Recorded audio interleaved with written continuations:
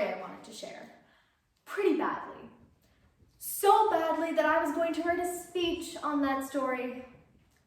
So, as I was writing that speech, I was going back and forth between the news and my speech, the news and my speech, before eventually I gave up on the speech and just watched the news. Death toll climbs to 50,000. Severe shortage of test kits. Not enough ventilators? ? And so much more bad news.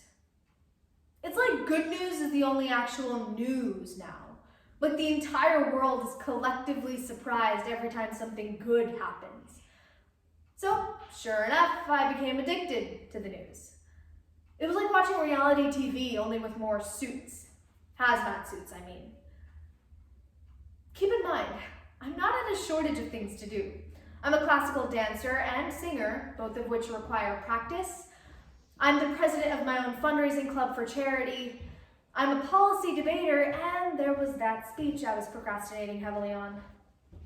Despite all of these things on my plate, I still wanted to subject myself to 40 minutes of frustration multiple times a day. And it's not like I was watching Dr. Fauci and Dr. Birx give out life-saving advice, or even reading CDC recommendations. No, my parents do the responsible stuff like that. I was watching people not listen to them. Brief background on my family.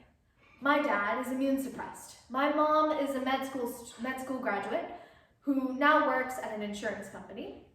Me, an asthmatic and self-aware temperamental teenager, and my 6-year-old sister who is just confused. That's all you need to know that we were staying at home.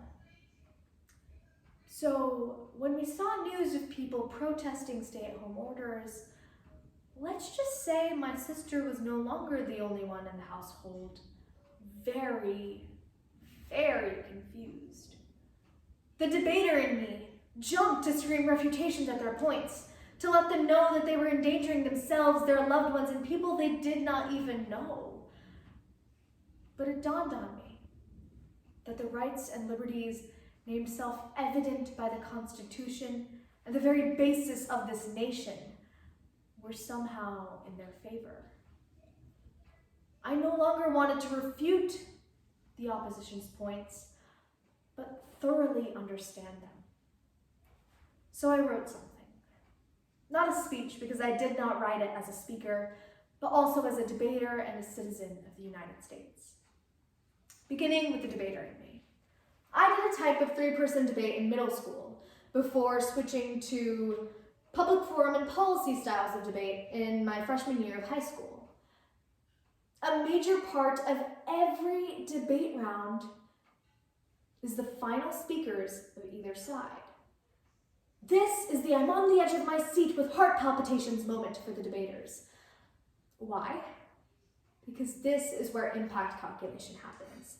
When the debaters boil down their contentions and tell the judge possible impacts of action or inaction. Now, these impacts can be anything from economy to money, but most often to lives.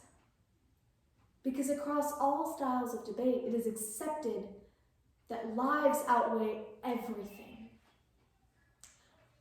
Think about it. Middle schoolers and high schoolers across the globe have not just understood, but have toyed with the concept that many of the world's politicians have yet to learn.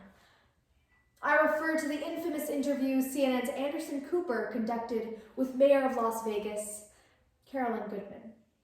And now, as much as she'd like to deny it, Mayor Goodman explicitly stated in that interview that, quote, "We offered to be a control group." Later on, she said that she has no authority over contact tracing or testing measures, and she was simply concerned because of the thousands of calls she gets from people wanting to resume work. So she did something any logical, rational person would do. Yup. She offered the city of Las Vegas to be a literal lab petri dish and to act as a control. She offered 2.3 million people up as sacrifice to calm down the thousands of calls she claims she's getting. She valued the jobs of a few thousands of people over 2.3 million lives. I've seen and done my fair share of skewed impacts, but that is truly the most skewed yet. Politicians' lack of debate theory aside, through that 25-minute atrocity, she did make one valid point. People have the right to work. We Americans hold our rights very dearly. The rights outlined in the Constitution, the supreme law of the land, have set a precedent for democracies globally. That leads me to my next contention. Rights versus responsibilities. Many of those that disagree with or refuse to abide by stay-at-home orders invoke their freedoms of speech and self-expression. We're allowed to wear whatever we want, so we won't wear masks. We're allowed to move about as we wish, so we won't stay at home. These are the things we heard in protests. Protests big and small, from cars on streets to comment sections, this is what we heard. And these points are absolutely valid. They are backed by the very foundation of this nation, and that cannot be denied. But if everyone is concerned with their rights, how will we fulfill our responsibilities? It is our responsibility as civilians to ensure that we keep ourselves and the people around us safe and healthy. It is a responsibility to stay at home. It is a responsibility to wear a mask when not at home. And it is a responsibility to wash your hands multiple times throughout the day. Just like it is my responsibility at home to clean my room and take out the trash. And look, I get it. I really do. As a teenager, I have heard the phrase, just because you can doesn't mean you should, far too many times. Just because I can live in a pigsty and not take out the trash or clean my room doesn't mean I should. I get it. And so has much of my generation. It's strange, though, that the people who told us seem to not understand. Just like how we instruct our children to do chores around the house, to keep it clean and tidy, we must follow the chores given to us by experts to keep ourselves healthy and safe. We cannot stand behind our rights, as valid and true they are, because this virus will not stop at the face of American exceptionalism. It goes without saying that this virus has placed a tremendous strain on everyone, some people more than others.